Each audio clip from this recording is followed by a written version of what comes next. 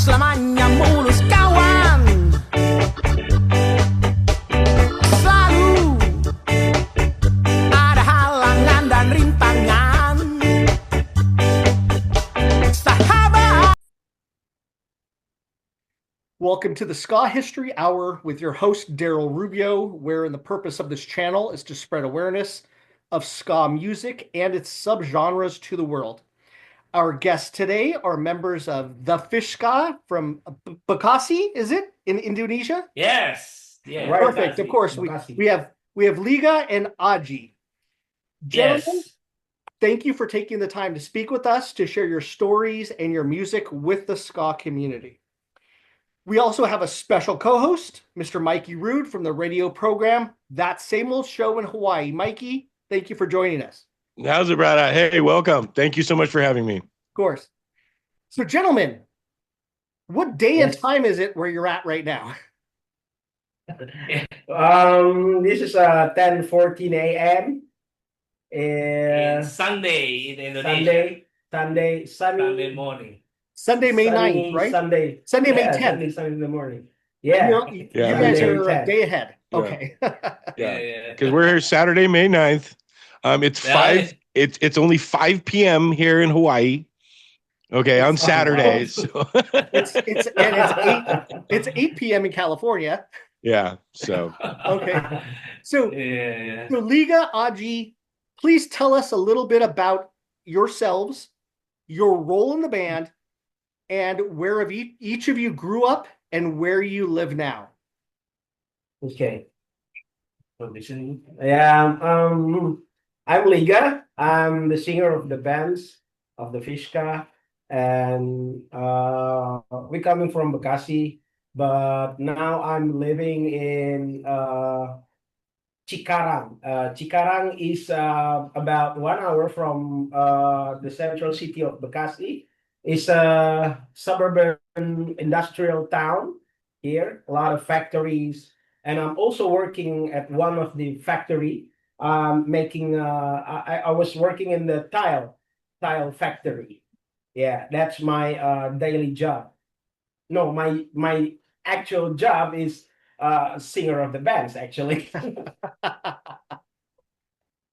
Perfect. Adjie? Yeah. Yes. Hello, Darrell and Mikey. I'm Adjie. I'm joining in Fishska from the beginning. He's the founder. He's the founder of the band. From 1997. Yeah. And then today I stay one night at Liga's house because my Adjie's not living in Bekasi or Cikarang. Yes. Adjie's living in Bogor. I'm living in Bogor. Take 2 hours from here. Oh wow. Yes, but for the show or the podcast, I stay at Liga's house because we start this podcast in the morning. Early in the morning. So it's good if I stay at Liga's house. Then the daily activities, same like with Liga. I have a job, daily job. As a drummer. No. I have a job. In automotive business. Then yes, like Liga, I play in Fishska as a drummer. yeah, you're the drummer, right? Yes. Yes. Yes, I was a drummer. Awesome. And He's a founder of the band. Yeah. Tell. Is that cool, Daryl? Let's talk about the founding of the band. You said 1997. 1997. Second grade, first grade of high school, right? First grade. We go to the same high school in our hometown, Bekasi. It's just like Mikey, just like Mohawk Mike says, it's SMA 2. In Indonesia, it's actually SMA 2. SMA 2. Dua means two. It's a state high school. in the central part of our, no, it's a southern part of our city, Bekasi, right? Yeah. Adjie is we met in the high school, in the first grade, during the first grade of high school. Adjie have his own band at that time, the Fishska. He's the founding members with some other guys. The past member of the Fishska is Judo, our guitarist, and Rio. Our now he's a guitarist, Now but he's a he used to guitarist. be playing bass That's guitar. So I have my own bands at that time, and we have a common interest in punk rock music, of course. Yeah. yes. We love the same kind of bands like the Suicide Machines, Operation Ivy, of course, Rancid, of course. That's I guess that's punk rock bands of our era, right? Yeah. I mean, and me and Adjie, I'm 46 now. Adjie is how old are you? 67? 40. No. 45. 45. Adjie is 45, and I'm 46. So our generation of punk rock must be Green Day. It must be Rancid, right? A little bit of Bad Religions and Operation Ivy. And Adjie's band, the Fish Guy is already there at that time, and I have my own bands, but we do the cover version of the same band, and it's Operation Ivy. We love Operation Ivy very much, and from Adjie and Rio told me about the word Fishka is got nothing to do with a fish. fish Yeah. or or any kind of animals from river or from sea. Yeah. Got nothing to do with that. Because at that time, Yeah, many bands, ska band, of course, have ska words on their name. have a ska words and Yeah. like beam, scala beam. Yeah, Yeah, Scatalize. puns. Yeah, ska puns. Yeah. Yeah. There's So so we have a friend. The name is Fishska. a girl. A girl. A A girl. girl name is Fishska. Is it your girlfriend? No. Definitely No, definitely not. Yeah. So I think that girl name is so catchy. Oh, No, he proposed to you. The Rio tell me about it. oh, Yeah, when you're hanging out, in the school and want to form ska bands, and what is the name of the bands? And suddenly Fishka go, oh, why yeah, don't you yeah, use yeah. my name? Yeah. Why don't you use my name? My name is Fishka. There is a sky on my name. Oh yeah. Yeah, But Rio tell you. yeah, Rio tell me about it. But her name is Fishka with V. Then we change it to F, and we added H, so it means fish. A silly name.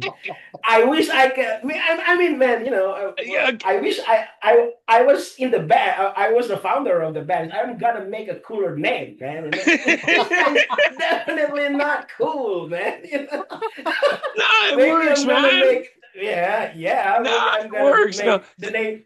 Maybe I'm gonna take Slayer or Creator. It's kind of a bit macho, man. Rather than Fishka. What? You son of fisherman or something? No, because that was definitely going to be one of the questions: is where did the name come from? I accept it. Yeah, please I accept that. Fishka is your name. Yeah. Oh my gosh, Yeah, you guys I are have killing my me. own. I have my own band at the time, and they have other vocalists. The name is Fino, and one day Fino sign out of bands, and Yeah. because we hanging out together. Our bands is usually hanging out together. We go to Play at Fishka the show whenever. play Yeah, in the same- whenever. Sometimes we even play in the same Same gig. gigs. Yeah. What's your name? What's your band name? My name, the name of Injected. Injectie. Injectie. It's injected. It's actually in English, but In Indonesia, it's called Injeksi. Yeah. That's the name of my band.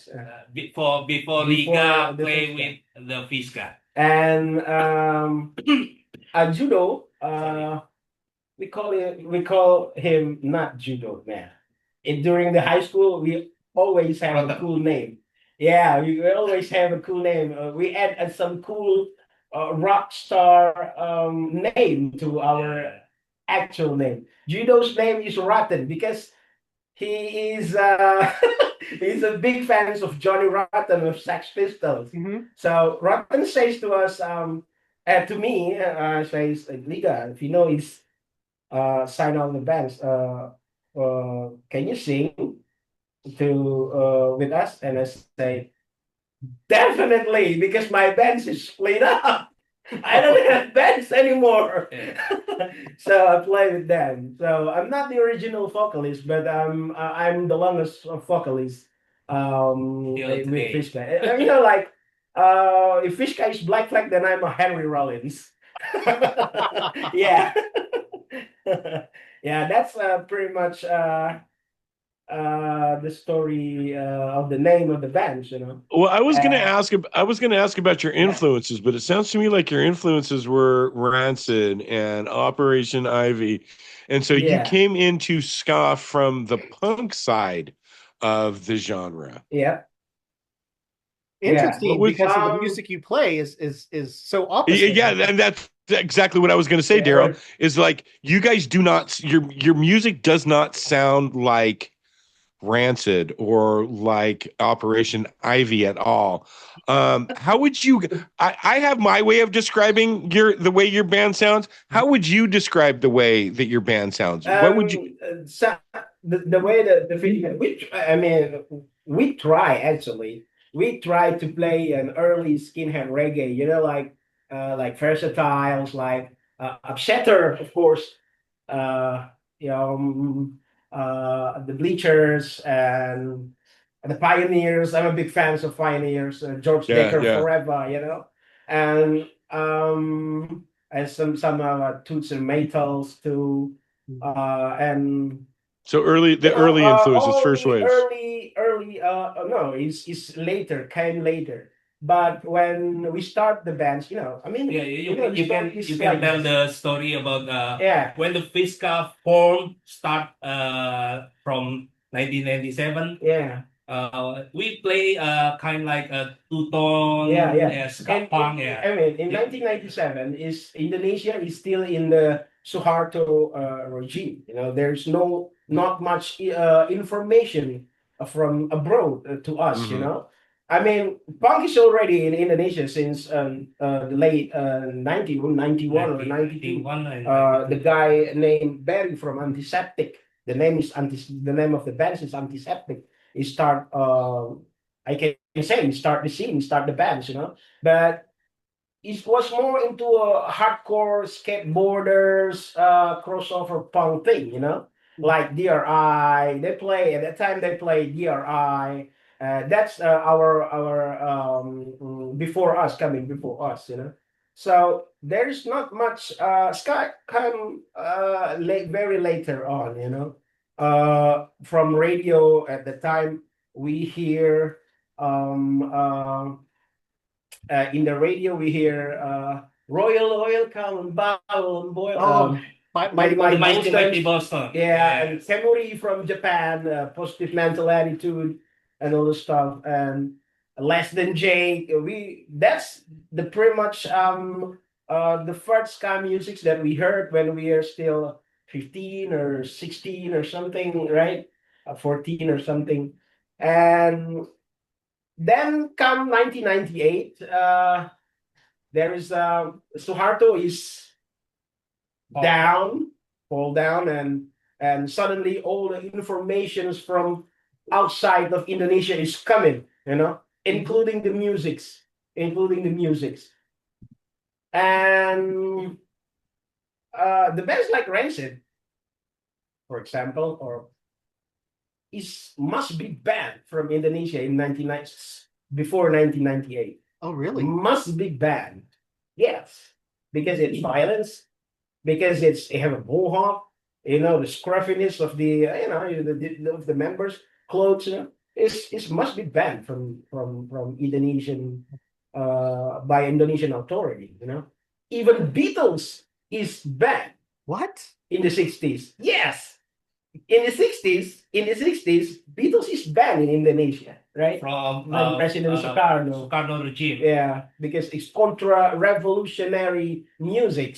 It said Sukarno says like that. So we pretty much living at the time living in under the so pressure regime at that time. Military regime. Yeah, military regime at that time. Mhm. So in 1998, the cassette. How we know? We're not knowing not only from radio but also from some of the Indonesian kid who have who have rich parents and their parents go to America or Europe For study. or studying there, and they come back with Treasure magazine. They come back with Bad Religions CDs. They come back with Agnostic Front, Warzone, all of the New York hardcore Stuff. CD to Indonesia. Then, wow, when we hear that stuff from in the beginning, what kind of music is this so loud? That's how, and then ska came in. Ska came in. Like I say, Camry, Real Big Fish. Real Big Fish, and Separate. it's not popular. Actually, ska is already spread among the skinhead in Indonesia. I mean, skinhead is already present in Indonesia in 1994. Yeah. So with the ska, with the skinhead coming present, they must listen to the Madness and the Spatials and all of the two-tone bands, and the Toasters. And we know at the time we were still teenagers. We only hear what present in the radio airwave, right? We don't have channels, or we don't have we don't have a way to reach the Operation Ivy because it's so underground. Operation Ivy is only present among the kids from hands to hands. Yeah. Hands by From hands. hands to hand. Oh, got it. The CD. If we have a CD And we recorded and recorded to a a tape. tape. Yeah. And And the then tape- the tape copy to another That's tape. the way, So- dude. That's the way it goes. Yeah. I remember that back in the 80s. That's how we did. We would copy Yeah. my buddy's records onto an 8-track. Yeah. Okay, dude. I was able, Yes. like on an 8-track Yeah. player, dude. Yes. Yeah, for Yeah. real. And it was like, yeah. And then we'd put this on a cassette and we'd share it with. That's how the music gets out. Man. Absolutely. I Like love it. that. Absolutely. I like love it. Yeah, that. yeah. And Yeah, the yeah. funny thing is that there's a funny story about we are during the after years after that we used to covering Rude Boy Out of Jail from the Spatials, and from the Spatials, and it's in 2001, I guess, as during our no, it's 2099 or 2000. We are covering that songs, and in 2007, when the internet is very common, during the Facebook era, MySpace, and all the things, and YouTube, and we listen in the YouTube. We listen to Rude Boy Out of Jail, and Judo is kind of shocked. Huh? There is a melody in between. So In the middle of the songs, Roddy Radiation is playing rockabilly melody, and I don't even hear it because the tape that we Copy. play, copying, learn how to play that song is very so low, noise, very low quality. very low quality. So when okay. 2007 is very clear the sound. The So sound is we very can hear the melody. we You can hear the you can hear the rockabilly, huh? yes. Yes. Yeah. Rockabilly is present since 1979, maybe, and we hear it in 2007. Yeah, that's the pretty much we're covering a lot of suicide machine Operation Ivy, mainly Operation Ivy, Unity, Voodoo Gospel. Voodoo as well. Gospel. Voodoo Yeah, Gospel. but you guys don't sound like Operation Ivy. You don't sound Yeah, like yeah, yeah, yeah. Suicide this is Machines. You yeah, guys sound more like skinhead reggae. You sound to me yeah, like the yeah, Agrolites from Indonesia. yeah, You've yeah, kind of got that yeah, little dirty reggae thing going on. right, Liga, your voice is amazing. I love the way yeah. that your Thank you. voice complements the music that you guys play. yeah, So, yeah. and Yeah, and there to is a have, long there is a long evolutions between it, Mikey. And then after listening to Operation Ivy, we got a CD from a friend. As for me, there is venue, a legendary venue in Jakarta called Poster Cafe in the early 2000s.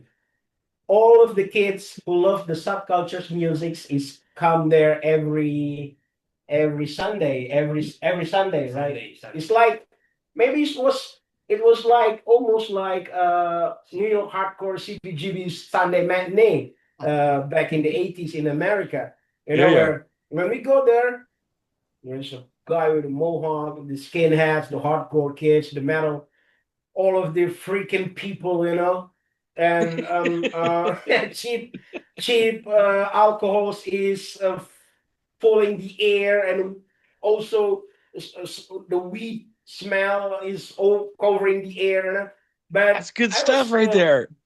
yeah, and and um and ganja is still illegal at that time. But in the venue, everybody is smoke ganja like you smoke cigarettes.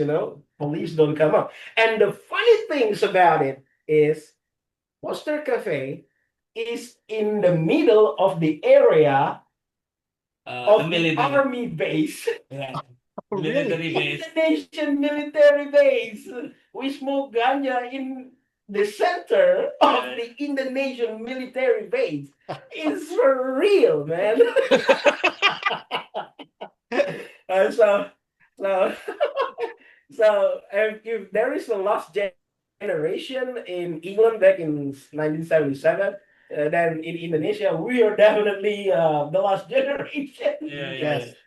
Because We're they definitely the they last generation. they buy the narcotics. Yeah, and then narcotics come to the scenes, the cocaine comes to the scene. Mm-mm. There is a we already I already uh,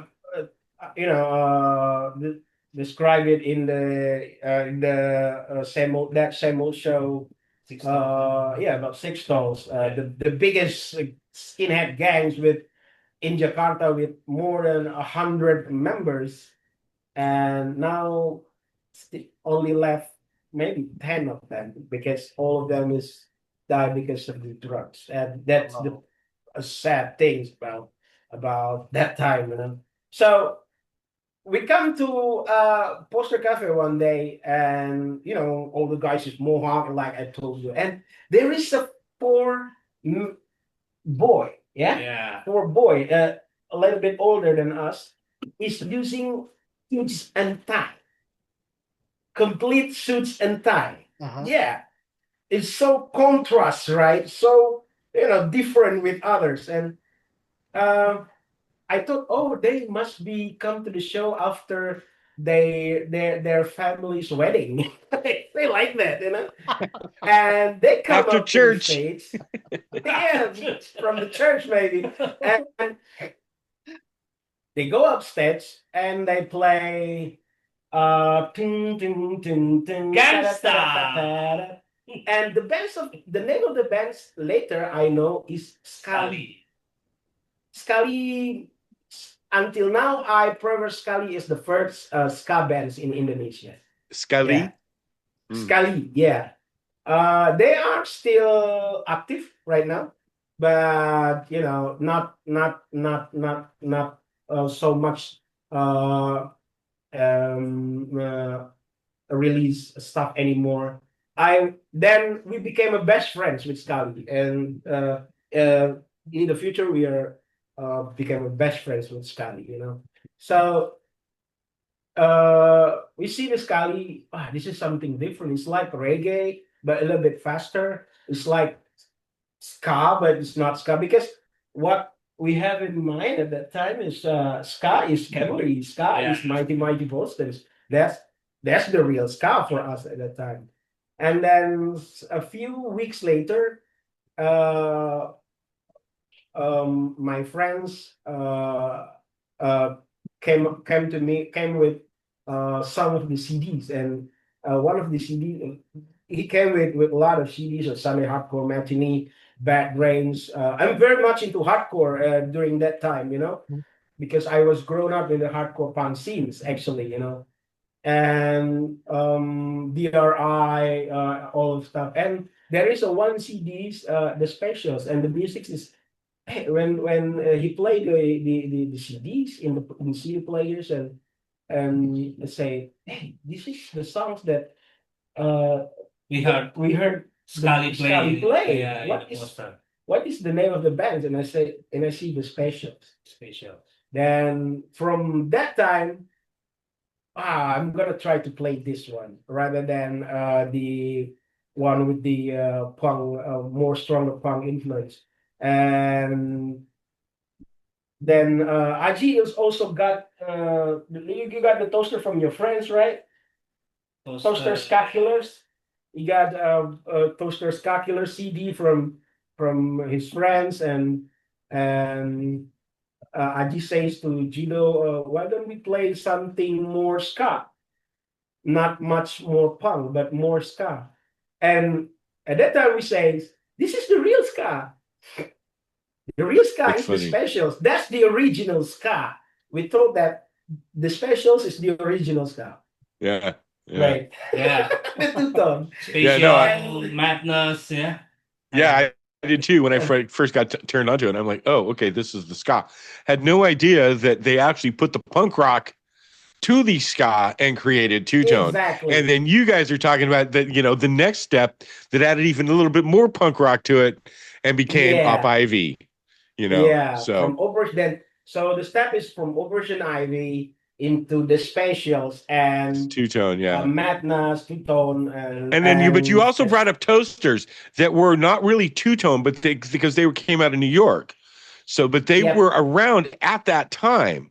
So Bucket was doing stuff. Like he had his ear to what was going on in England and had got caught onto it really quick. So and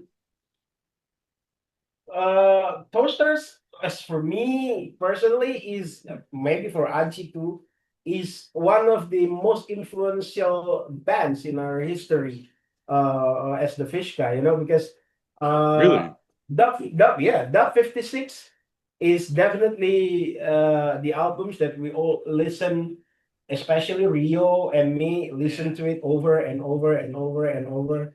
And 20 years later, we are singing with Julio Ranks, their vocalists. right, Yeah, but Yes. it's not released yet. Not released yet. Not but released this yet. is the new metal. really. New So you got metal. you got a song with Cooley? Yes. Oh my God, I can't wait to hear this. Yeah. And the time goes by. We released our first album in 2004. It's pretty much two-tone, The one of the song play at the first time Fishska play in the Mohawk Mike. by Mohai Mike. Mohawk Mike International International Pick of the Week. Yeah, that's Mike, our first, okay. first album. See, Mike's good like that. But you know what? I think Mike got turned on to you guys from John Castro. John Castro hooked into you John guys Castro really is a soon. madman of ska. John Castro is a madman of ska. I'm telling you, John, if he watch this, John, you're a madman. All right, I'm sure he's gonna watch this, man, because I heard of you guys from him. So I have a feeling Mike did too. So Yeah. Yeah, big shout out to Mr. And John Castro, the madman of John ska. Castro, the the madman of madman ska. Yeah. Yeah. And then we released our first album. We do at that time we do a lot of gigs in our city in Jakarta too. And the funny things is there's not much ska bands in our town at that time, so there is no ska gig at that time in Bekasi. So we are playing a hardcore gig.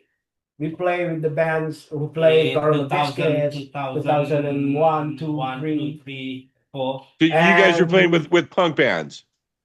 of Yeah. course, the crusty Yeah, punk bands, yeah. the hard, especially hardcore punk bands, the bands who play the music like Integrity, Strive, or Rikers, European hardcore type of things, and How were all the how bands were that you guys influenced pioneer accepted? hardcore. How were you guys accepted by the hardcore because scene? maybe you can tell the I'm story. Hayden. The story in the 2000, Yeah. ska is have a bad words in Yeah, Asia. yeah, Yeah. In That's a 2000 part of the scene. yeah. In 2000, skies became not so much underground anymore. It's became Come out. yeah, became we Mainstream? call it national. Yeah, we call it even national hysteria. Suddenly, all the people that don't know ska is writing ska in their head, Oh, ska, and as a teenage skinhead at that time, there is just three skinhead in our bands at the time. Me, Adjie, and Rotten. We are skinhead back in the day. We consider ska as a skinhead music, of course, right? So as a teenager at that time, we feel like it's not your music's, it's our music's, and what are you? You just trendy, yeah, trendy. trendy followers, I you don't totally, like it, and totally get that. I mean, I remember that in the 80s. It's like, who are you? This isn't your music. This is our music. Get the fuck out of here. yeah, Kind of a thing. yeah, Yeah. right. Yeah. Bad feelings, Mikey. Yeah. Bad feelings.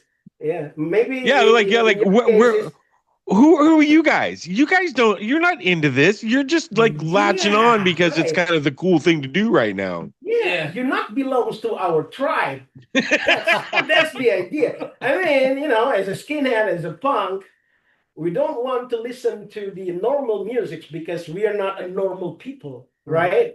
We're Tired of that. skinhead. We're tired of that We're not- stuff. Yeah, Yes. we're tired of that stuff, We're tired of the prog rock stuff, We're tired of the pop, Westlife, Madonna things, Classic Ricky rock. Martin dancing during the rain. What the fuck is that? I don't want to listen to that. Right? Right? They even split a candle wax in his chest. That's what Ricky Martin do in the video. I don't want to do that. It's such a sadomasochist thing. Hey. Oh my god. So I want to do something different. I want to be a skinhead, a rude boy, punk, or whatever.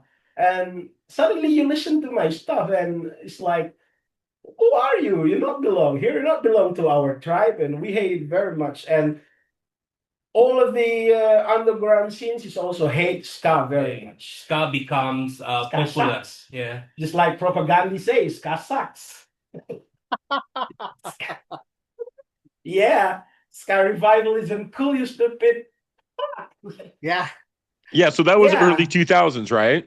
Yeah. So, but we at the time, we know Sky's not like that. Yeah. Sky's Yeah. not about all the suitcase and Hawaiian shirt. This guy's not about Now wait a that. minute. Now wait a minute, Liga. Okay, there's nothing wrong with aloha wear at a ska gig. Aloha wear Okay. is cool when you are in Hawaii, but in Jakarta, come on, man. Jakarta is still we still have a beach actually, so it's okay. Maybe in some case it's okay, but in Bandung is in the upper mountain, man. What are you doing? Using wearing the aloha Right. shirt in the upper Okay. mountain? It's stupid for me at that time. No, but actually not because of that, but because they don't know the rules. Right. Right. They don't know Right. nothing. They just follow what happened at that time. So at the time, no. So I talked to Adjie and all the bands, and from now on, we gotta, we gotta make ourselves as skinhead as possible. I mean, Sky is a skinhead music, then skinhead is an image for us. Yeah, yeah. We build an image as a skinhead band, even though only 3 of our members that are skinheads at that time. Adjie is, can you imagine Adjie playing drums with 12-hole boots?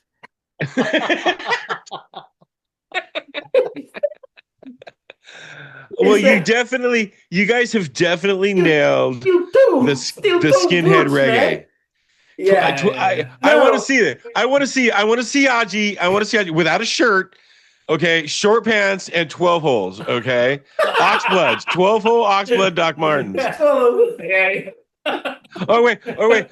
You can get the cut off Aloha shirt. Have you seen the guys? They take the sleeves and they cut the they cut the sleeves off their Aloha shirts. So there you go, beating on the drum Right. with 12-hole oxblood Docs. Okay. Yeah. No, And you guys. braces In the on. summer. Braces. You gotta have the braces. Yeah.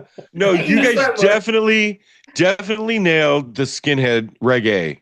Now, Absolutely. that's the outside look, and then suddenly, Yeah, but there's the inside. Yeah, but the music's coming out like from the inside, yeah, and that's what I'm and saying. Your music yeah, nails it.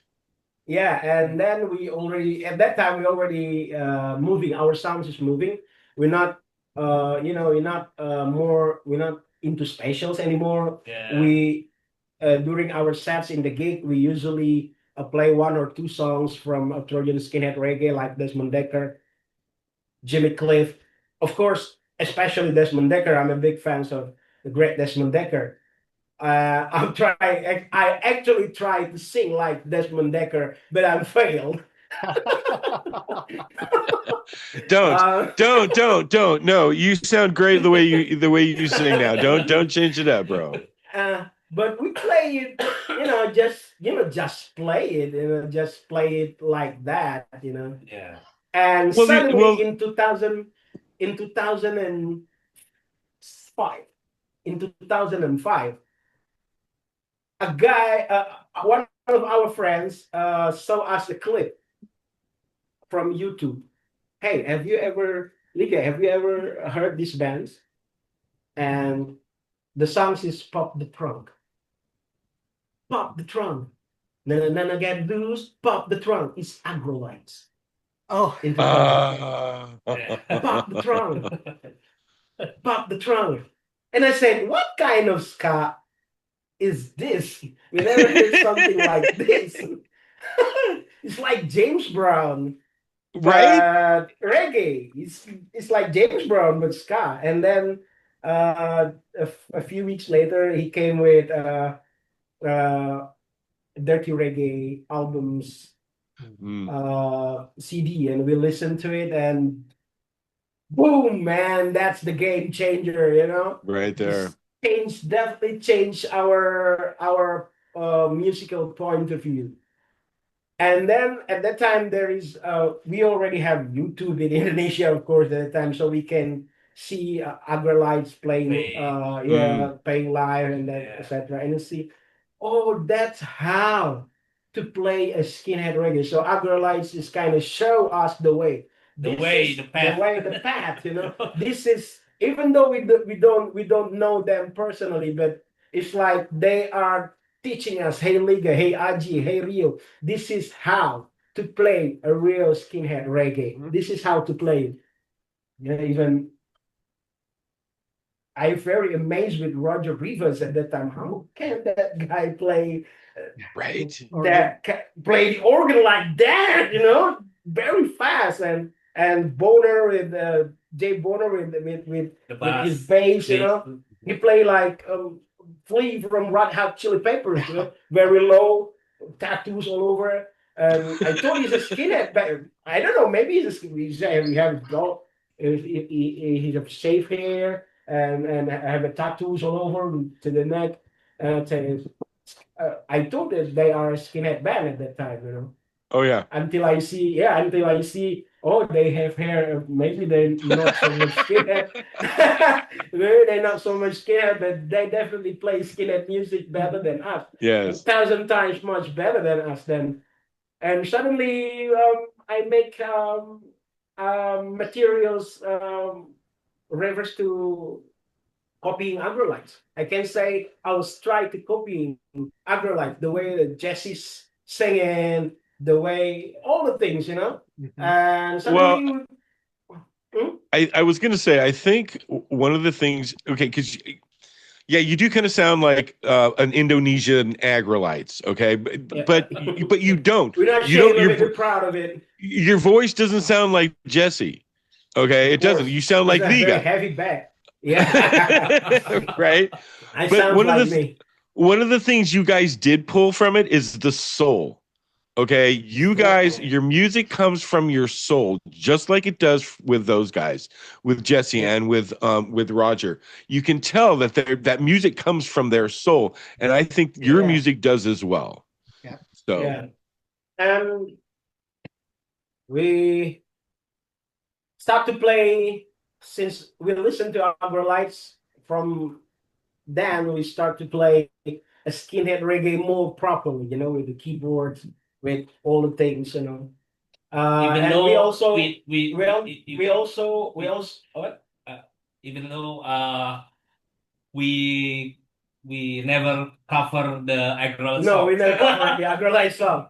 Actually, it's too difficult. It's too difficult, man. It's too difficult, man. I wish Agrolites is a lot easier to play than we're gonna play it for sure. But wow, it's so hard to play like that. I don't know. I don't know if I've heard any band cover Agrolites. Have you, Daryl? No, we don't. No, I don't know. We don't dare. We don't have enough guts to do it. We're gonna screw it up, man.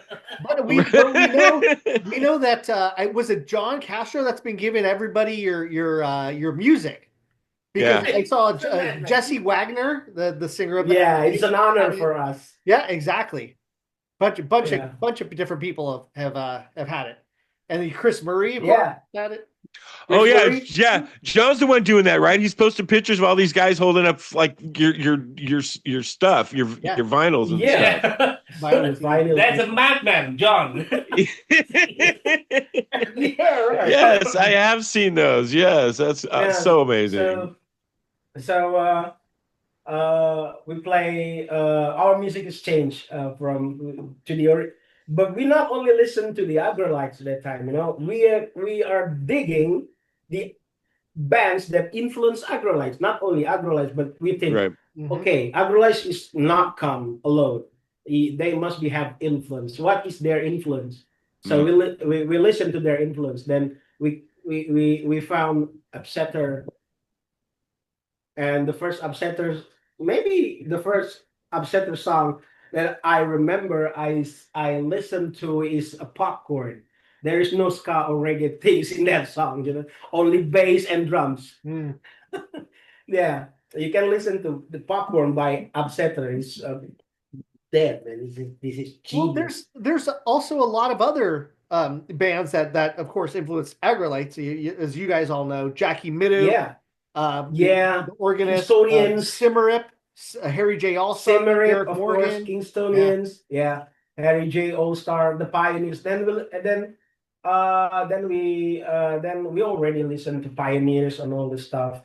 But just like that, we don't take it seriously. But since we listen to Agrolites, we take it seriously, very seriously. You know, you gotta listen to this if you want to play like Agrolites. And the music's like Agrolites play, then you got to listen to Upsetter. You got to listen to Jackie Mitu, Fersitas, and all things.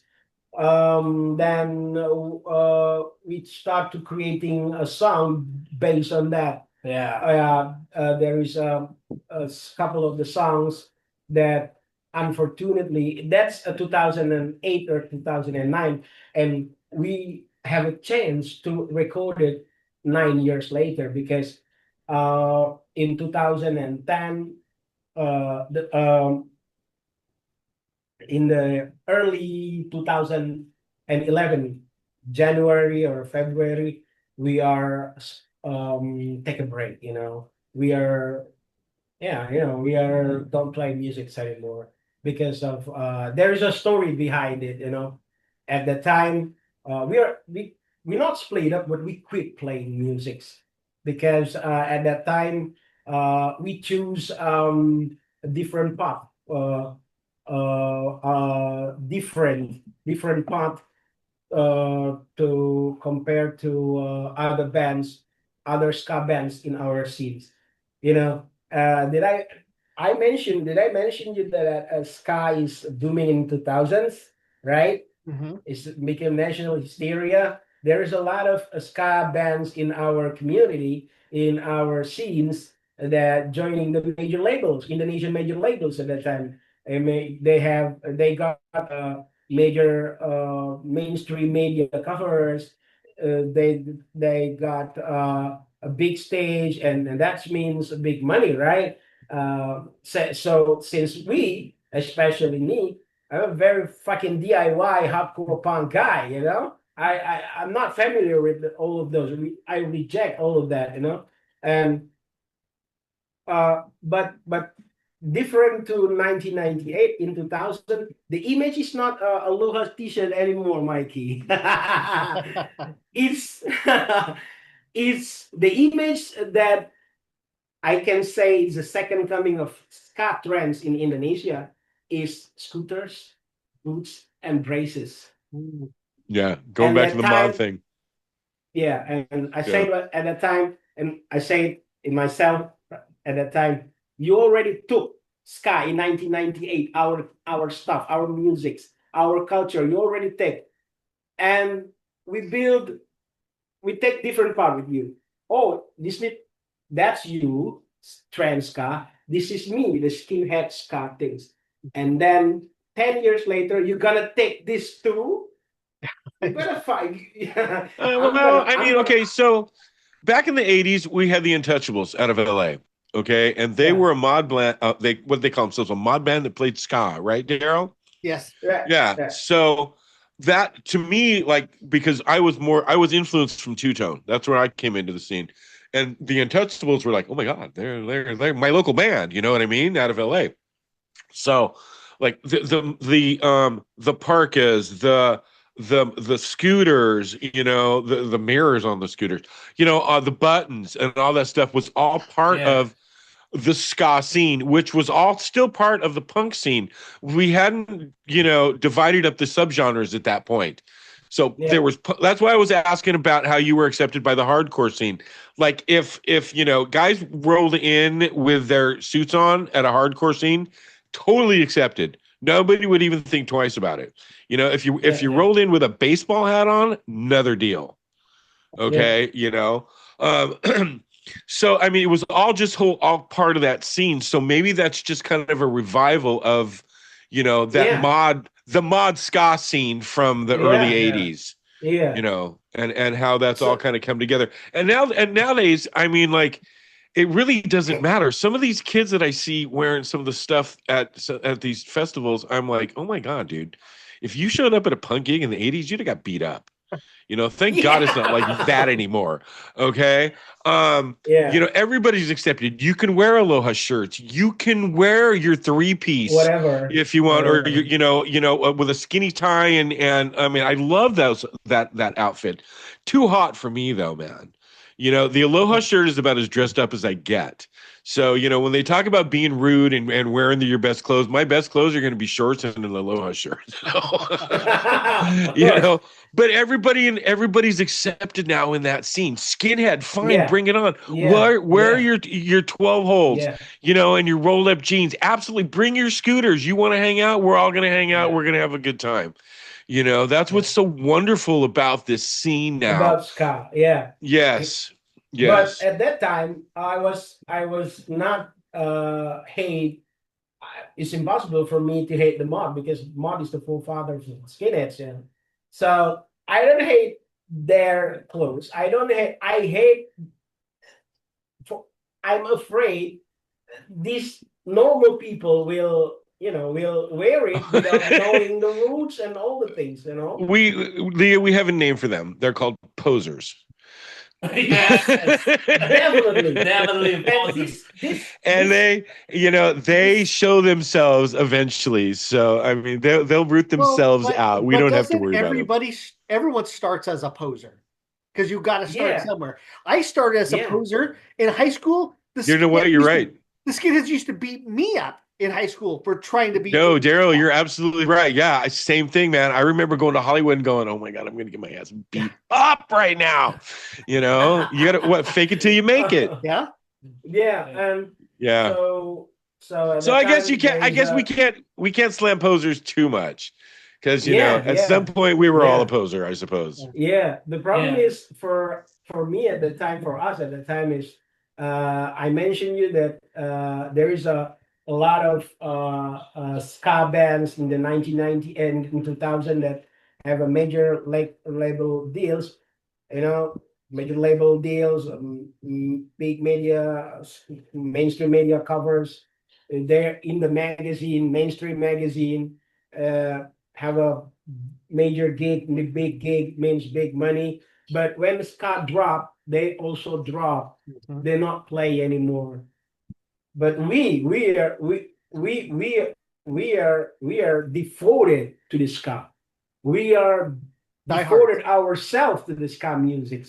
We are Yes. devoted ourselves to a skinhead culture. Even though Adjie is not looking like skinhead anymore, and we're not using boots and braces What, like isn't in isn't he our wearing Fred 20s Perry? and He's wearing. Come on, he's wearing Fred Perry. Yeah.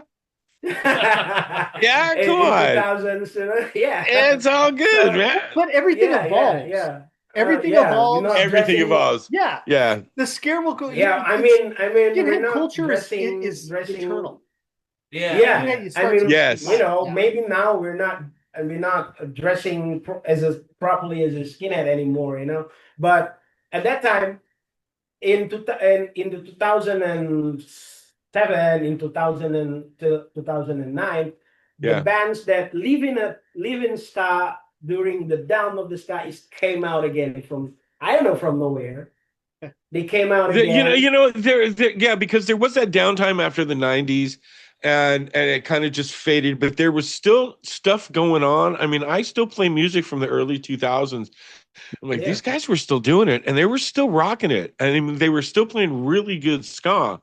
And so, ska never really did die. Maybe it fell out of favoritism, It hibernated. but yeah, the real soul of ska, I mean, yeah, the bubblegum stuff was fun too. Absolutely. I mean, that's all part of it. But the soul music that was Yeah. part of the original ska from the 60s, that survived and that kept going. And it may have been underground at that point, and I think Leah made a comment about it, how it was underground in Indonesia too, but Yeah. now not so much, Yeah. Yeah. But the different things Things. in Indonesia, the bands, the ska band who have a major label, they play ska. Yeah, in Yeah. 2000 Yeah. they In are 2000. ashamed to play ska. Yeah. And even Yeah. there is Well, a because point in 2000 where skinhead feel shame to listen to ska because it's so pop at that time in Indonesia. So skinhead wasn't listen to ska anymore in 2000. They were listening Yeah. more into Last Resort, Foreskins type of things, Blades type of things. So we struggle pretty much to keep the skinheads know something about ska. We struggle pretty much that the between 2000 until 2009, it's a war zone for us, right? It's a war zone for us. Yeah, it's a war zone for us. Like ska is a skinhead music, ska is a pop music. No, ska is a skinhead music. That's our mentality at that time. We bring our skinhead image everywhere, and then suddenly all these bands that give up in 2000, they came back with the skinhead image, with the root boy image, and I say, where the hell are you? Right. These Where past did you 9 years, where the hell are you? Yeah. Came out, now you came into the scene again, and blah blah blah. And but most of the people in the scene don't have such a criticized mind like us. So at the time we are pretty much we refused to play in a big major labels gigs. We are refused to covers by a big media mainstream. We are refused our songs to play in the normal radio stations at that time in Indonesia. There is some radio station want to play our songs and say no.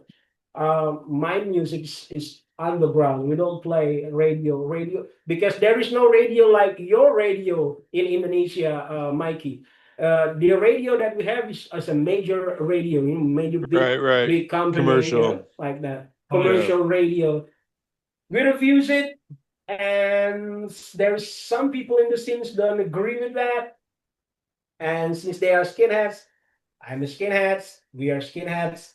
Skinhead is a ruthless culture. We discuss, and suddenly Liga took the extreme part of this. I'm the far right ska movement. Far Daryl, right ska movement. Daryl, one of the things you usually ask about are their releases, correct? Yeah, so you guys have a band in Jakarta. So Yeah. what's the story behind the name of the album and the vibe of the album? Yeah. This is what I story before. It's a step to band in Jakarta. So at that time we refused all of things, but most of the people in the scenes is agree. It's okay. We play in a big sponsorship gig. It's okay. We play with all of these companies. No, we ain't okay with that. We discuss it. We have debate about it, and suddenly the fight broke up, and suddenly there is a fight in almost every of our gig, and me myself being attacked for several times. Me myself at that time is attacked by a skinhead. Then that doesn't agree with my opinion at that time, and it's a bloody story. Literally. Really bloody story, man. I'm involved in we're involved in such a skinhead gang fight at that time. Yeah. Whenever there is a Fishska gig, then there must be a fight broken. Oh wow. We are attacked by a skinhead that doesn't agree with Our view. our idealistic views at that time, So yeah, until the point where I had enough of this. At the time I was very young at that time, I mean I was 24, 25 at that time. So in your 20 you are hot as hell, you have a short temper, Yeah. Hard-headed. You're not gonna let someone mess around with you. Right. So these bands is turned up into a gang, and when there's a fight too much in our gig, then we feel like, oh man, we had it. And there is the scenes is very small, not so big. So there is we are pro media mainstream, we're not pro media mainstream. There is but there is like intriguing people, we are stopped not because we are beaten by the opposite gang members, but by we are split up because of our own friends that betray us. So okay, I had enough of this, and we stopped in 2011, early 2011. At the time, I was 31. Adjie was 30, and I was 31. I said to Adjie, I don't want to sing anymore. I don't want to be I don't want to sing in Fishka anymore. If you want to Still play. Fishka, go found Another. other vocalists. And Adjie says, if you stop, then we stop. Okay. Adjie stop, then we stop. And so we stop. But we never actually stop, you know. We're not split up, we just quit playing music. So in 2017, 2016, 2017. Yeah, 2017, right? Maybe 3 or 4 months before I get married, we came back to play together. Yeah. For the first time. And actually, at the time we already have 3 or 4 songs that we wrote in 2008, 2009, but we haven't recorded yet. So like I said before, we never really split up. There is a WhatsApp group among us, communication among us, like hey, We still talk talk on about the music. we don't play music, but we talk about music never end. You know, we never stop talking about music. Like one day I told Adjie, hey, have you ever listened to these bands? These bands is from LA. They are very good. They are Delirians. The Delirians from LA. Yeah, like that. And in 2017, when after we rehearsals for the first time, I say to Adjie, to Rio, let's start the bands again, but this time, let's not we're not gonna do it like we used to be. I don't want to get involved with the scene drama. I don't want to get involved with that anymore. Right. I don't want. I don't want to get involved with any movement in the scene. I don't want to get involved with that. We just playing music. The music is our oxygen. The music is our life, you know. So just deal with the music. At the end of the day, it's only about music. Right. We come to these scenes. We come to these subcultures because of the music. So the music comes first. Always comes first. So, and I say, if what we gonna do here after this? If I'm because is it serious or just playing around? If it's serious, I want to make an album. If not serious, I'm gonna get out. I'm not gonna be part of the bands anymore. So if you want, I said to Adjie, if you want to continue these bands, make an albums. If you don't make an albums, then I will not sing for these bands. I'm only one to sing to involve with the band if the band is making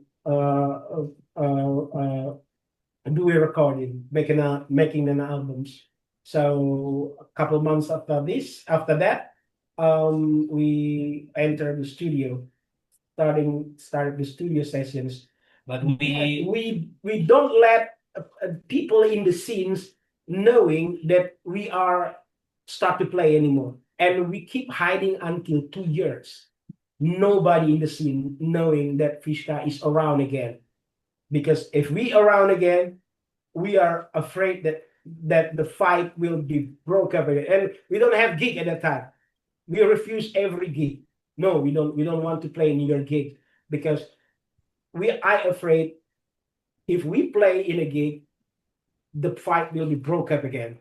You know, even though it's already 9 years, 10 years, the bloody story will continue. Will repeat again.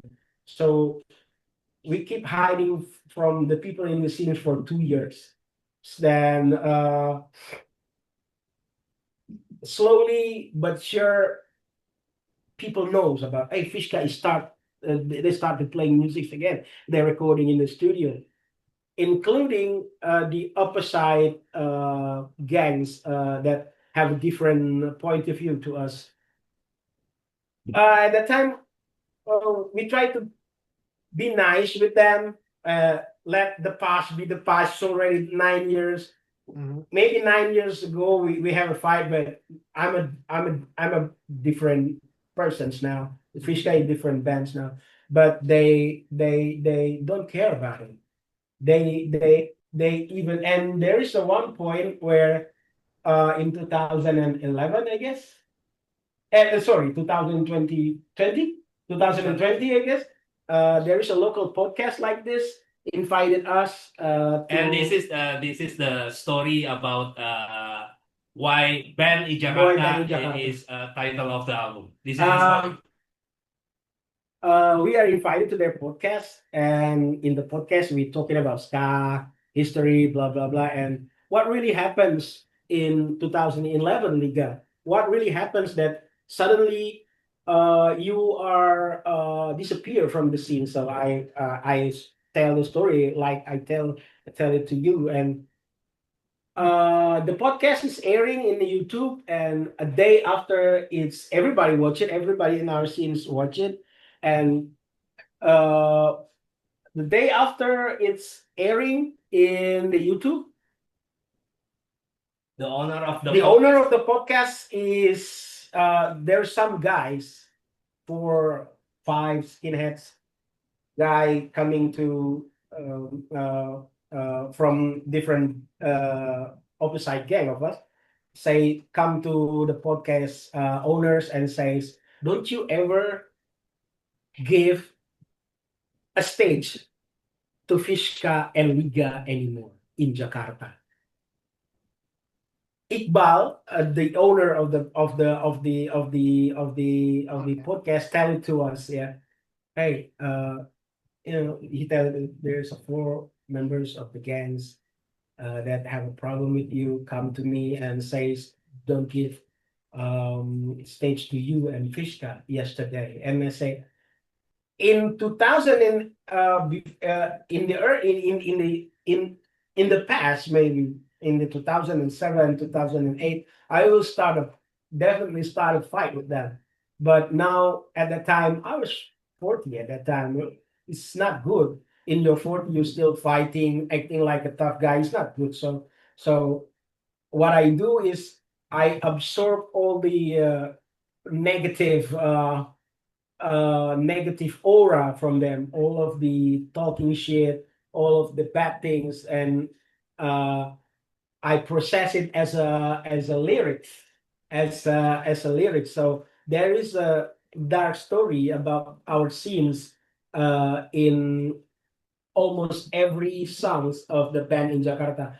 So band in Jakarta is come from that, because at the time, oh, you banned me, okay, I'm gonna make it as a album title. Yeah. Band in Jakarta, because you are banned in Jakarta.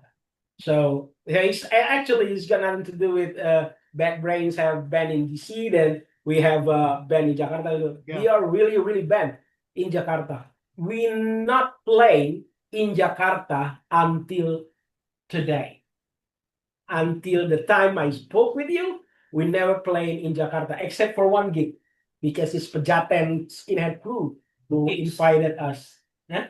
2 gigs. And one is big festivals. Yeah, we only since 2017, since we were formed again, we never play in Jakarta until now, except for 2 times. One is King Kong Punk Rock Festivals. It's a very big festivals attended by, I don't know, maybe 100,000 people or 150,000 people. Yeah, it's very big.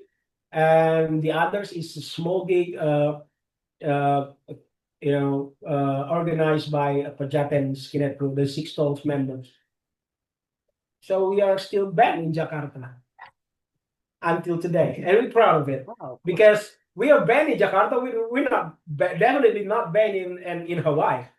Right, Mikey? No, you're not banned in Hawaii. Definitely not. Not banned in Hawaii, not banned in Madrid by Liquidator, not banned in LA, not banned everywhere, only banned in Jakarta. Yeah. That's the story. Now, I'm not I love sure. it. Are you guys aware that in Southern California here, we have in the past, in the 90s and stuff, we had a lot of skinhead reggae bands. Oh Yeah. Dynamic Pressure. One of them is the Mikey Vessels. knows. What's that? One of them is the Vessels. It's our The vessel. the Vessels. But The we Vessels also, is Rhythm Doctors. the Rhythm that's before the Agrolites was the Rhythm Before the Doctors. Agrolites. Dynamic Pressure, the Vessels. Dynamic Pressures. Yes, the Um, Vessels. I love the Vessels very much. There's other bands that are still playing that do skinhead reggae, like Junior Thomas and the Volcanoes from Denmark, Leo and the Lineup. But there's a lot of skinhead reggae bands around. They're just Los far Agrios between. from LA too. Yeah. Exactly. So, I want to know about your songwriting process. How does a song get created by your band? The things is like this, Mikey, Daryl. I'm a vocalist I'm the singer of the bands, and I cannot play any instrument. I cannot play guitar. I cannot play. Liga only play with his mom. Barking. I cannot even play. I can't even play any single instruments. I can only sing. But I'm in band in Jakarta. I'm definitely the whole songs of the albums is I'm the one who wrote it. So the way that I wrote it is I have a song melody in my head, and then I sing it during our motorcycle ridings to work. Okay. I'm just singing like a crazy man during the ridings, to the factory, and this is good. Then I pull over to the side of the And street you write it and down? I record it. Oh, yeah. No, I record it in a WhatsApp voice Voice notes. Yeah. and I send it to the guys and find the keys of my song. And then maybe 1 month or maybe 2 weeks, we take it to studio and we play it. Yeah. Just like that. Wow, that's blowing my mind. I mean, I understand being like not being able to play instruments. I can't play a damn instrument to save my life, right? But I've written some lyrics and I've sang in a couple of bands before, but like having the tune in my head, that's a different story. That doesn't come for me. So to hear you say you get the tune in your head and then you're like, okay, I'm on my motorcycle, I'm going to pull over right now and I'm going to sing it into my phone, and you guys find the keys for it because I don't know what the hell keys they are. Yeah. That's just that's amazing. So like, yeah, to know that the musical part of that is coming from the musical process with Fishska. Just Liga record the voice, the melody, and then we start playing. We start find the key and part. Where's the refrain? Where's the chorus? And then that's so Mikey, if you listen to the raw versions of Bava Reggae, the very early raw versions of Bava Reggae, you're definitely gonna hear the truck sounds, the trucks, the bass, because because you were doing it on your phone. Yeah, on my phone. And then the motorcycle. So it's really, our music is definitely a street level music, because I created in the side of the Definitely. street. Literally. Definitely. It's skinhead It's not street only a name. music. Yeah, street music's definitely because I wrote it in the side of the street. Always That's like that. amazing. There, Daryl, you Yeah. wanted to know, I is wanted that to the know, best I got- story you've got so far? Got it. So where do you guys record and practice? Does somebody have like a studio at your house, or do you go to a main place to record and practice? The about the record part, we don't have any studio in at my house or Liga's house. We rent the studio for practice and For recording. recording. Got it. Yeah, just Yeah. that's like Yeah. that. Yeah. Yeah. And the funny things is we recorded our band in Jakarta and including Buffer Reggae in the metal studio.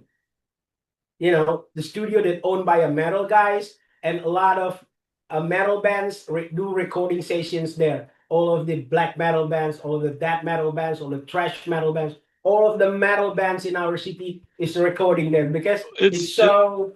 It's also got to have good sound, right? I mean, No, the funny thing if they can, if they can handle recording that stuff, they should be able to handle recording you guys, no problem. Yeah. So the name of the operator of the recording is Salim Al Jufri. We call it Salim, our guy.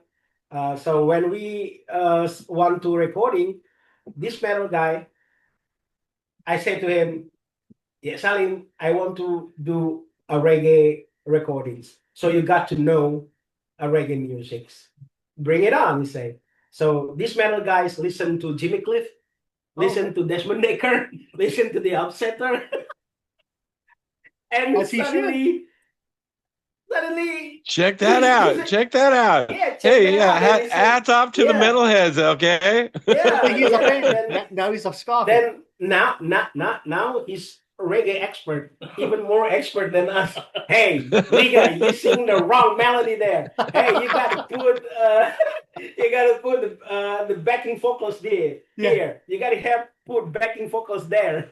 Now he's teaching you guys. Yeah, he's definitely became. I love it. Lee Scratch Perry. Lee Scratch Perry, but he's a metal kid. Yeah, the metalhead Lee Scratch Perry. Yeah, the metalhead Lee Scratch Perry. And the funny thing is, when we do actually the band in Jakarta used to be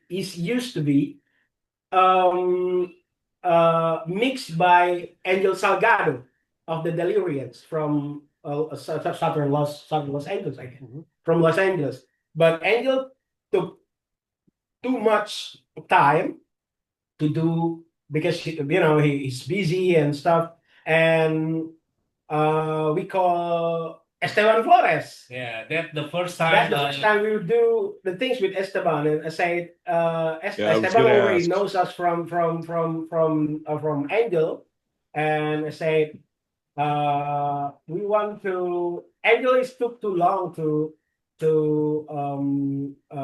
we have to release. I mean, at the time I said we have to release these albums in 2023 before 2024.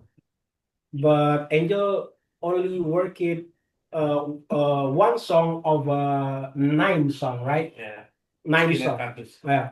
So and Esteban says Angel took that time that long to work on just one song, and I said can you help us, Esteban? Yeah, if Angel's okay with that, then I will do it, and I asked permission to Angel. We want to do the mix because you're very busy. Then we want to do the mix to Esteban. We want to move our mix to Esteban. And Angel says, "Yo, okay, it's okay. Esteban is a very talented cat." He said like that. So our songs is mixed by Esteban Flores, and when he mixed it, he said, what kind of sounds that you want? And I said, I I want my vocals like, I want my vocals like Clancy Eccles. I want my vocal sounds like Clancy Eccles. The bass is like a upsetter. The guitars is like this, like that. The drums is like that. And Esteban This is says, the funny thing. and From Esteban, Esteban. Esteban says, man, when it comes to the music, it's not about mixing. It's about miking. And I said that time, at the time I was I was like, before I talked to Esteban, I was like, I'm already playing ska since 1997. I know everything about Jamaican music. I know dub, I know skinhead reggae, I know rocksteady, I know everything. What is the things from Jamaica that I don't know? I know everything. And when I come to talk with Esteban Flores, I know nothing.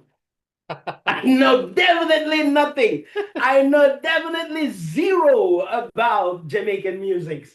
And he says, it's continue like, uh, Liga, Jamaica is a poor country. So they don't, they want to copy a Motown, the Stax, all the pop sounds in the 60s, but they don't have a proper instruments, they don't have money to buy Good mic. equipment like mic, so they work uh, maximize the functions of the instruments of the mic. And he said, do you know how track is Jesse Wagner and Agrolites and Roger Rivers using in your favorite albums, Dirty Reggae? And I said, I don't know, maybe 16. No, man, it's 5. Wow. It blew my mind. It blew my mind, man. They're recording not in 6, but only 5 tracks. Wow, that's it. Wow. Yeah. And funny things is Adjie's drum is have 16 tracks. Oh, wow. All these Agrolites creating whole albums, whole their best albums in just 5 tracks. Yeah. Adjie, his own drums is 16 tracks. And what Esteban Flores do? He mute the Yeah. sounds of the Adjie's drums and only took 2 or 3? 4. 4. Only took 4 track tracks. 4 tracks for the drums. Yeah. Is definitely Okay, genius. 16 tracks to me sounds like something a metal band would do. 16 Yeah. tracks for the drums. Just the drum. Yeah. So yeah. Uh, Now you guys 12 tracks. you guys just did a song with Esteban. Hmm. Isn't that your latest Yes. release? Yes. Yes. It's time. It's actually, the title is actually not now is time, but it's time to fight. There is a mistype. No. During The file. the file name is wrong. Yeah. This man wrong. No. not you. Esteban. Esteban type the file of yeah. Because when we Yeah. created the Blame songs- Esteban. Yeah, because no, man. Because when we writing the songs, we don't have any title for the songs, Right. Esteban has already talked to us about collaborating since, I don't know, maybe 3 or 2 years ago, but it don't happen because the busiest man in ska Mhm. is Yeah, working for real. more than 100. For real. Yeah, for more than 100 bands. So, but suddenly, in the night, 1 year ago, no, a few months ago, Last year. last year's, he sent me the voice note of the songs in the WhatsApp. It's already there. The bass is there, the drums is there, all of the things, all of the complete instruments is there. all you have to do, Liga, is just sing over it. Yeah. So I wonder what lyrics I'm gonna wrote about. What is the how is the song melody then? Then after we get that, Adjie is at my house at that time, so we play the video note and then we sing in the front of my house. Sing it like a crazy man, two crazy men singing, you know. So yeah, my neighbors watch it. What is this? What is Liga do with his? How's Liga doing now? The problem is we not sing with guitar. We only sing with with the voice note. We're not doing guitar or anything. We play the voice note and we sing. Yeah, like it's better like this, Liga. No, it's not better like that. It's our my song melody is better. We debating about it, you know. And finally we get the song's melody, and then I must think about what is the lyrics that I want to put in the song. At that time, there's a things that happens in LA, you know, the big demonstrations, the Latin community demonstration, fight against the ice, fuck ice, yeah. Against the ice, fuck ice, yeah. And in Indonesia at that time there is also a big demonstration about the salary of the parliament members is raised, but our salary as a workers is not raised at all. Right. So there. Yeah, I think we talked about this. Yeah, I talked about this. There is a anti-government demo rallies in Indonesia, and there is an anti-government rallies also in America. And I said, I'm gonna write about this. I'm gonna take a picture about this moment, the moments where people stand up together and fight for the good fight, you know, fight for their rights, for the injustice that they have, you know. So I said, suddenly I think put the speeches of the Malcolm X in the songs, and Adjie find it in the YouTube, and then he found Malcolm X speeches about rights, right? About human rights, and we put it, and I wrote it, the lyrics, and as usual, after writing the lyrics, I will sing it during my motorcycle ride. Always, I sing it. Like a crazy man. Now it's time to fight like a crazy man. Now it's time to fight. I'm singing it. And couple of months after that, we take it to studio, and we gave it to Esteban. And Esteban even helped me to write the lyrics. He wrote the LA part, and I wrote the Indonesian part. So what happened in LA, Esteban helped me write the lyrics about it, and in the Indonesian part is I wrote lyrics myself. So the songs is finished recording, and we gave it to the Esteban, and Esteban this is great, man. He said this is a protest songs. He said like that. Yes. Music can be also a strong instrument of protest. That's what Esteban said to us. Right. And Well, I mean, it makes sense for you guys to do a protest song. I mean, you're a skinhead reggae band. Right. In Indonesia. right. In Indonesia. He's Absolutely. Okay, so the track's called Now It's Time. No, it's time to fight, actually. It's time to fight. Okay. I asked you guys about this. I've been playing the song on the show. I want to make sure I get it right. It's time to fight. It's time to fight? It's time to fight. It's time. Okay. It's time to fight. Okay, Yeah, I'm changing it. I'm making sure The it's time third to song fight. on the album, right? I think. Yeah. Yeah. But besides Mr. Busy Man Esteban. You also have a couple of really busy guys from California, John Roy and Brian Wallace. John Roy, yeah. Yeah. Story about our king. Our king, John Roy. John. Yeah, he's our king. John is definitely our king. He played sax on your album too, right? Yeah. And that single, Esteban asked to Oregon. John Roy to play some Saxophone. melody at that song. Right. Esteban says to me like this: "We're gonna need legal. We're gonna need saxophone over our songs." And I said, "Who you gonna ask rather than John Roy?" I know. He does everything. And he tell me the next and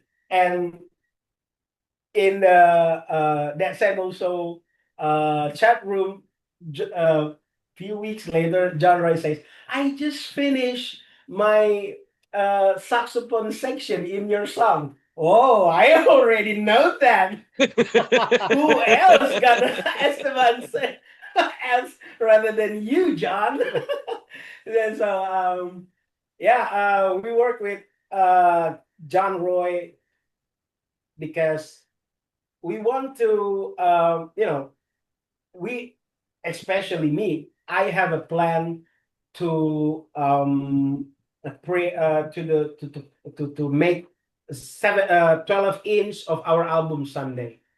But our song is so short. Our songs, none of our song have, especially the new songs, we have already we actually started last year. We recorded 17 songs, the new songs. 17 songs, 17 new songs outside the band in Jakarta. The songs is very, very short.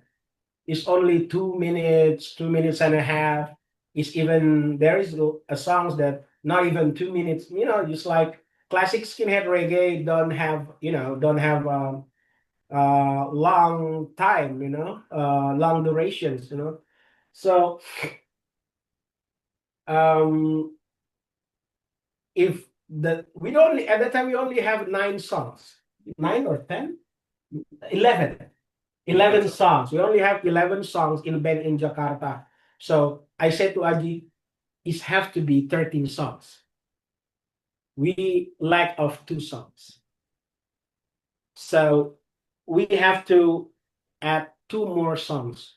So if someday in the future we want to print it in the 12-inch, then it's proper, because what I hear is a lot of producers like Tony, like Chuck Ran from Jump Up, or Tony from Liquidator, when the bands don't want to print 12-inch LPs, and the duration is not is less than 40 minutes, 45 minutes for the LP. Then he told the band to record it, more songs. And we don't have time to do that because we have, very busy with our daily job, so right. How we gonna do add dub, how we gonna do 2 songs more, add 2 more songs to our band in Jakarta. And I said, I add an Instagram account recently. The name of the accounts is Escape Hatch Records, and I look at his post, and he's a sound engineer. Why don't we? I'm gonna try to ask him to is he interest to our musics, and if he interest to our music, then can you make a dub versions of our songs? And Adjie, what about it, Adjie? And Adjie says, just direct message him. And I message John Wright. Hello, I'm Liga. Greetings from Indonesia. I recorded the songs and I want to make a dub versions of it. And John Roy says, "Bring it on. I want to hear your stuff." And we send it. And 2 weeks later, I message him again. Hello, sir. Are you already mixed our songs? Uh, uh, and I said earlier, I said, if you interest to our songs, then can you release it in form of 7 inch? Because we really want to have 7 inch record. Because in Indonesia, to make a vinyl is very expensive, highly expensive. So the only way to have a vinyl records is releasing abroad, releasing outside Indonesia. So I asked John Roy to release it, and what John Roy says to us: let's not put the horse and let's not put the race before the horse, because he's not listened to our he's not ready, already listened to our songs yet. I haven't listened to your songs yet. 2 weeks. You don't listen to our songs at all. And I said, please, sir, listen to our songs. Okay, I'm gonna listen. I'm busy with my work, so I'm gonna try to listen tonight. And the day after tomorrow, he messaged us back. John is messaged us back. Hey, I'm interested with your song. I'm interested with your song. Let's do it. And he made a few weeks later, he sent the dub versions. He said, "Are you like it?" You just say that. Are you like it? And for your information, Daryl and Mikey, we know nothing at all about how dub records is produced. We don't know nothing at all. So we listen to the John Roy stuff, that our songs that John Roy's The first version. the first versions that sound sent to us. Listen, where is the dub? This is dub. Adjie, this is dub. I mean, there is no dun, dun, dun, dun. There is no echo in it. How it became, it's a dub. It's don't have echo on it, Oh, maybe this is John Roy style of dub. Maybe it's John Roy style of dub is have no echo on it. Wait, and we reply it to John Roy. We really like your dub version, and John Roy says, "It's not. I'm not dubbing yet, man. It's only mixing." That's because we don't understand at all how the dub record is produced. So it's not dub yet. No, it's not. All I do is just mixing it, and I asked you, are you okay with the mix? And after you okay with the mix, then I will dub it. Oh, stupid little Fishska. John's got a great ear, though. He's got a great ear. Oh, he does some great dub. Definitely. Yeah, no, he really does, and you guys fit right into what he's doing. So yeah, I'm stoked that he picked that up. He At picked you guys Supernova up. last year, he had him and Brian Wallace had the dub station there where people had he digs doing that thing, man. Oh, yeah. He's got the whole video that goes along with it. Yeah. Yeah, that's I love the stuff I'm playing so much of his stuff on my show. Big shout out to him, honestly, because I may not have been doing the show if it wasn't for a conversation I had with John Roy. So. Yeah. Mikey, Daryl, as a band, we have John Roy on our side. Yeah, right. Esteban Flores on our side. Right. And I wondered Mikey if Rude on our side. Then we don't need at all. We don't need nothing at all in this world. And you have John Castro on your side. Yes. Yes. Our public relations. Our public relations officers. John is a madman. Definitely madman. And Mikey. And I want to say something. Honestly, when we are chatting in your chat room, yeah, Yeah. at your show, we felt like a part of worldwide ska Community. community. Yeah. Yes. We feel Yes. like we are Thank part. you. We're Yeah. part of Thank the you. worldwide Thank you ska so much. community. No, I mean, and it kind of is because it's pretty much the same people every week, you know. Like I like halfway through the show, I went, I haven't seen Mid a good one this week, you know. Yeah. And Andy from the Players Band, he chimed in and he today, but he was a little bit late, but he was like, "Oh, hey, I'm here." You know, it's like it's so cool because it really is. I Sometimes the think chat goes a little quiet, you know, but I'm Yeah. like, still, everybody's still listening, you know, and then something comes up and somebody makes a comment. So, no, it is really cool. And I'm so glad you guys are part of it. Thank you. yeah. Yeah. I mean, that same old show chat room, it's not a tribe anymore. It's not a community anymore. It's a cult. It's a cult. It's a cult. It's Yeah. an extremist ska jihad cult. Oh, a jihad cult. Oh my God, Leah. And what time is it? Like, okay, so the show starts 6 a.m. Hawaii time. Isn't that 3 a.m. in Indonesia? No, 11. 12, 12, 11, 11, 11:30. 11:30. Your 11:30 your at night. at night. Ah, And Okay. no, AM.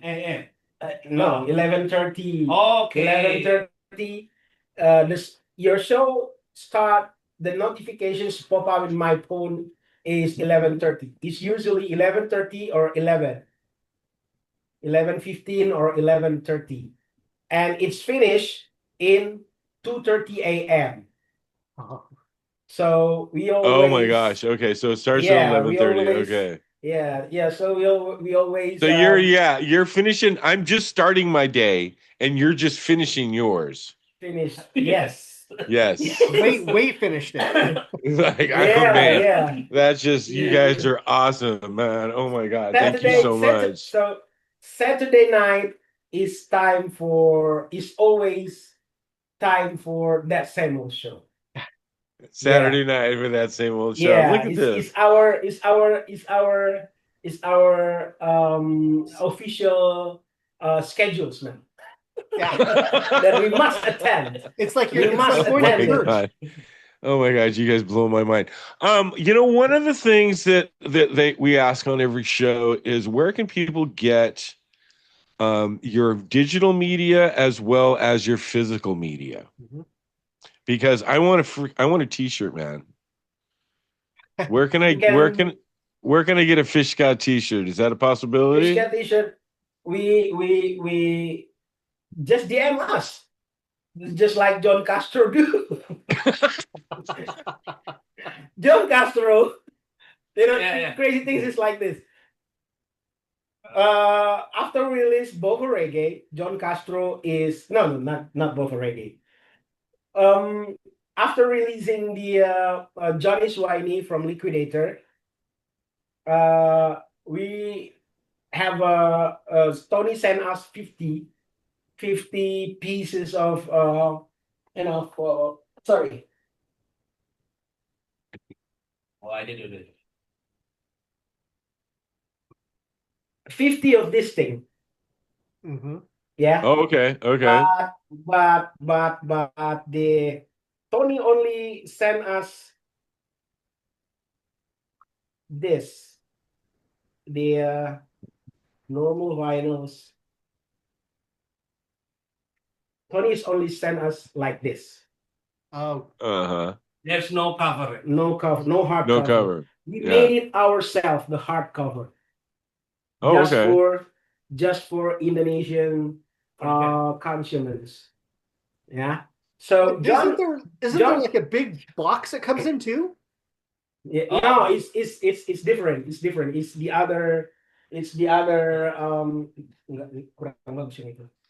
It's the other stuff. It's the box sets, Yeah. the previous lyrics, our previous EP, the Skinhead Got it. Cardus. Skinhead Cardus is mixed by Angel. Angel Salgado and It's Master by Brian Wells, that robot. Mhm. So John Castro buys straight to Liquidator, and he only Okay. got this. And Okay. he direct messaged us, why I don't get this one from Liquidator? Yeah, because we produce it ourselves. And he said, I want to buy the hardcover. So he not buy he's not buy this, but only buy this from us, the hardcover. Just the Can you hardcover. imagine? Because you already had the record. Yeah. He Yeah. only buy hardcover from us. It's it's blew my mind. The guy from far away, 1,000 miles from our country, is buy only a piece of paper like this from us. That's John Castro. That's why I say John Castro is a madman of ska. He's the And madman of ska. yeah, after we release this one recently, Bobo Reggae Uh-huh. from the Liquidator also. We also only have this one, right, from Tony. And John Castro is not is also he buy from Tony the vinyls, and he buy the cover from And bought the us. cover from you. Oh, for Yeah. Pete's sake. And just yesterday, the cover the stuff that he want, he ordered the t-shirts, the vinyls, the covers of the vinyls from us. It's already arrived in his house, and he messaged me yesterday. I wanted more, but with with your autograph here. He Well, he yeah. does I that. think- He does that for Yeah. every band. Everywhere, yeah, yeah. I think, and I thought to myself, why don't you ask earlier, John? We gotta do it for you. And So he asked, So and he he could says buy like this, more. yeah, how much do I have to pay for your autograph? Come on, man. How much do I have to pay for your autograph? I think like even celebrity don't have a chance like this. Is there anyone who asked Brad Pitt, hey Brad Pitt, how much do I have to pay for your autograph? No, there's no one talk to Brad Pitt like that. Yeah. John Castro talk to us like that. Yeah. Well, Definitely he amazing. doesn't want Brad Pitt's autograph. He wants your autograph. Yeah. True So, story. I Okay, sent, so yeah. did you send him another record? Yeah, we plan to send him another record Yeah.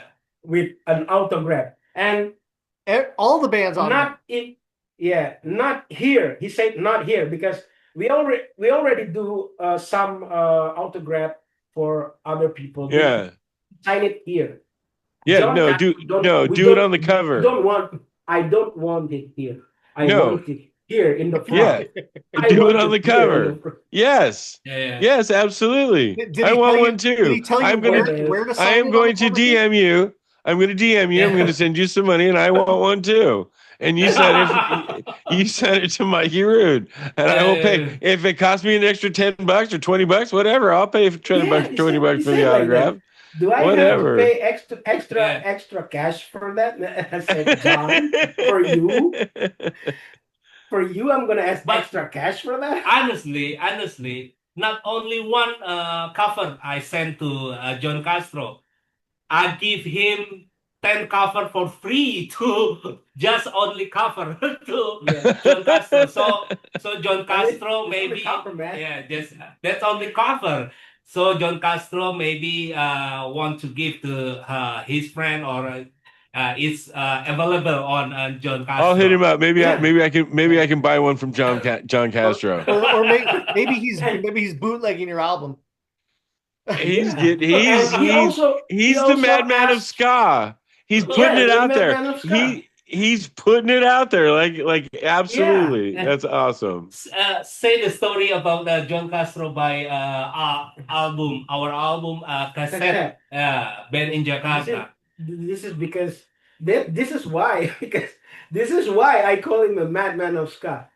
He buy five five pieces, Seven. 7 pieces of our cassette from us. The cassette. Yeah. Yeah. I don't think he owns a And I cassette said, player. yeah. Yeah. That's one problem. I'm That's pretty one sure. thing. I'm pretty sure he doesn't own a record player either. Yeah, that's one thing. And other things is I say to Adjie, this man, Adjie, this John Castro asking to us buy from us 7 pieces of cassette. Why he need 7? Everybody in this world only need 1. Buy 1 from us. But this guy buys 7. Why did 4? I don't know. Just give it to him. He buy it from us. Yeah. And we send it to John Castro, and he reported to us. I give the cassette to Chris Murray. I give the cassette to Roger Rivers. I give the cassette to Jet Tremba. Mhm. So he buy the cassette from us just to give it to other guy in the ska community. Yeah. So the ska community is know something about us. Yes. Because we're far away from American soil, right? So it's difficult to, people in America don't know us. So John Castro buy from us, spend his money to buy a stuff from us just to promote us. Yeah. Yep. It's not, we don't He is have a a local huge sinister supporter like this. of the Yeah, music. we and don't have that Everybody, kind of yes. man here. We don't have that kind of man here. In here, if somebody want to promote us, he will ask free from us. Yeah. You want me to promote your bands? Just give your stuff. They don't buy it from us. Right. They want it free from us. Mhm. Yeah. John no. Castro buys 7 from us. And he buy it again for how much? The cassette. He buy the cassette. Oh yeah. Free. And he buy it again. After 7, he buy it again and 3 from us. 2 vinyls and 10 covers of this and a t-shirt. Wow. It's really, and I said, this John Castro is a madman.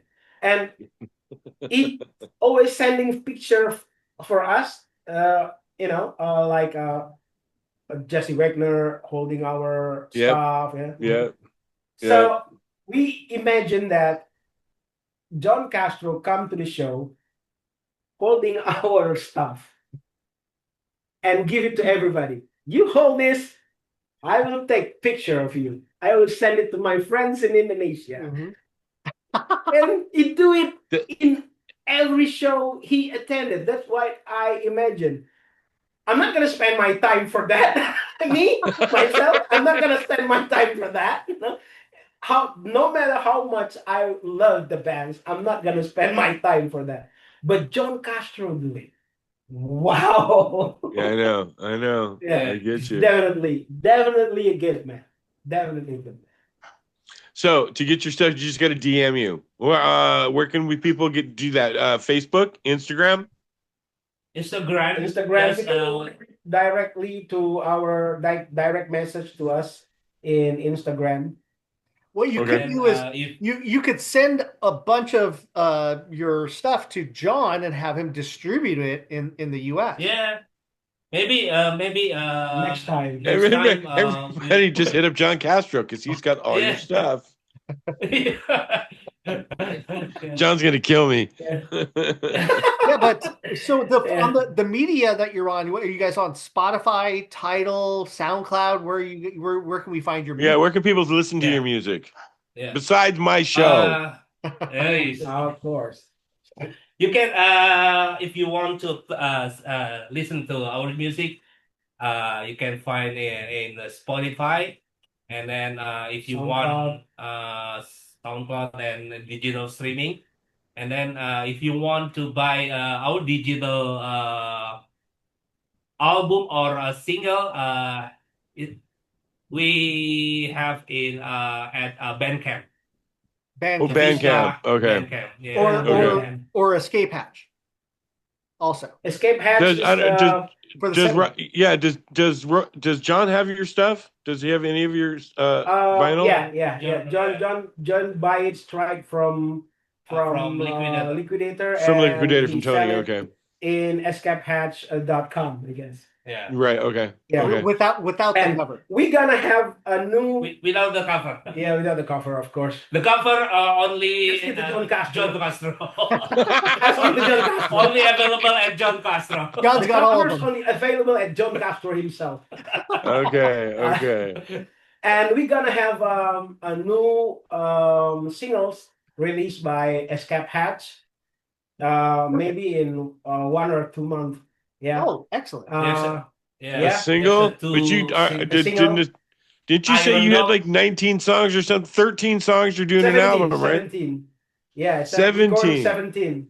17. That's the two songs released by Escape Hatch. Escape Hatch and Bobo Reggae and Beggars and Thief. That's include from the 17 songs that we recorded recently. Okay. Okay. That's So, part of it. Yeah, just part of it. And the singles released by Escape Hatch is already played only on The same old show. Iron Dog. Iron Dome. Exclusively. exclusively. Yeah. Exclusively. And, exclusively, and it's released by two joint records. Escape Hatch and Mohawk Mike Records. Oh, They yeah. Oh, okay. Oh, joined yeah. He's forces working with Mike. Okay. That'll be- to That'll be to Mike's. release our I songs. think Mike the fish will be Mike's second release because he did the Foolish Relics one. as He well. helped. Yeah. He was Yeah, on that. Foolish Food. Relics. Yeah. Yeah. Yeah. Look That's at Mike. Yeah. Go Mike and John Castro. So what does the future hold for the Fishska? Besides new material coming out, any plans to actually play outside of Jakarta? Our biggest dreams is to play in Supernova, to be honest. Oh, yeah. To play in Supernova. I guess that's the highest achievement, the highest thing to achieve for us right now, to play in Supernova. So we can meet you, Daryl. Just So we can meet Mikey Mikey. face to face, you know. so, but is it hard to get from Indonesia into the U.S. at this time? Because that's the issue with a lot of international bands that Tim and April are not bringing in. Definitely, because I will definitely banned by the Trump government just to see my name. Trump government just read my name, they're gonna ban me because my real name is Liga Nur Muslimin. Oh, okay. Anything Pure that sounds head like Muslims. right? Yes, pure head Muslims. And my name, Liga Nur Muslimin. So I will be, no, you cannot enter our country. This is our biggest dream right now is we really want to play in Supernova For sure. because we want to feel the vibes, you know, play with some, maybe if we're lucky we can match or even play with some of our old day hero, our teenage day hero, like by testers, like toasters, like agrolites, of course. Yeah, it's our biggest You'd have your band would be ecstatic at a 2 to 3 day festival. Yes. yeah. And that's our biggest dreams. But we already contact Tim for not Tim, but the Instagram account of Supernova, just saying hello. But I guess they not notice us yet, you know, because I don't know, we are far from the bands that came from third world countries like us. You know, it's kind of hard. It's kind of need more efforts to play in America. I always say just like that, especially since, yeah, like you say, Daryl, there is a big problems. There's a problems with what you say, immigrations issues. Mhm. Yeah, in America, then we cannot. Maybe we cannot. It's not easy Well, for us to enter the it's American it's soil. not just immigration, it's working. I mean, you coming here to play play a show and trying to get paid is, is going to throw up a bunch of red flags. Yep, If not a bunch definitely. of red tape. Yeah. So Yeah. what we do to play there is just, and we also have a dream to play in Madrid, the headquarters of the Liquidator Musics, How and far play is with how far is Madrid from Indonesia? I don't know how far. As far as US, maybe 24 hours trip by plane. Oh God, really? That far? Okay. Yeah, that far. Are you Madrid closer? to How far are India. you from Hawaii? Do I need to get my Google out? Hawaii is not so far like America, I guess, because we're in the same ocean, Pacific, Okay. right? Yeah, Pacific. Hawaii in Pacific, we're uh, Java Island, where we are living, is in Indian Ocean. So I guess it's not too far from Hawaii. Oh, okay. So what we I do just sent now, a message. I'm sorry, I Yeah. just sent a message to Tim just to let you know about your band. Tim Supernova. Yeah, just Okay. Fingers Yes. crossed. Fingers Yeah. crossed. I mean, maybe not this year, but like next year, if you tell me you're going to be there next year, Liga, I'm going to have to. Yeah. Yeah. I just want to say to Tim, take a look of our bands. Just check our bands. Maybe we're not the best skinhead reggae band, but we definitely. Oh, I promise have you- a feeling you'd fit in really good there. I have a Yeah, feeling yeah, you'd fit yeah. in real good. Yeah. I hope. Oh yeah. That's it. Oh, you know what? The U.S. At the Supernova Fest just loves international bands. Like Yep. seriously, just devour it up. I mean, it's not something we get to see every day. Yeah. Yeah. Maybe But- someday we Yeah. can play there. Right. Exactly. All right. So it's been a couple Okay, hours. Liga. guys.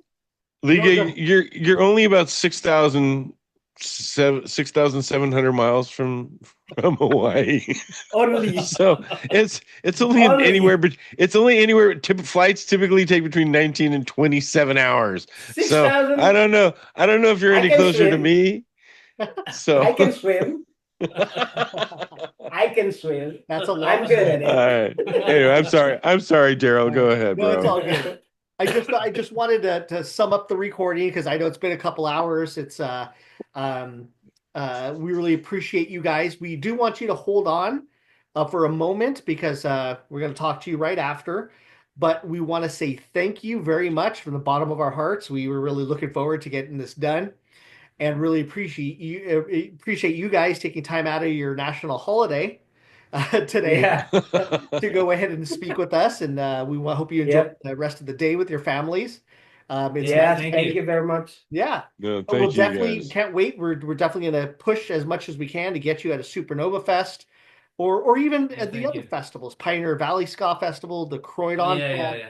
Yeah. You know, Or there's maybe we Stapleton. can make a tour in US, right?